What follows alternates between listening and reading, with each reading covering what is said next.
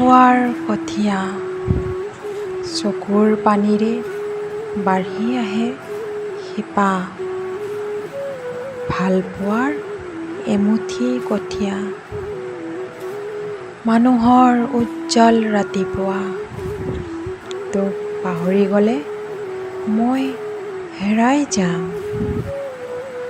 তোক পাহৰি গ'লে মই হেৰাই যাম।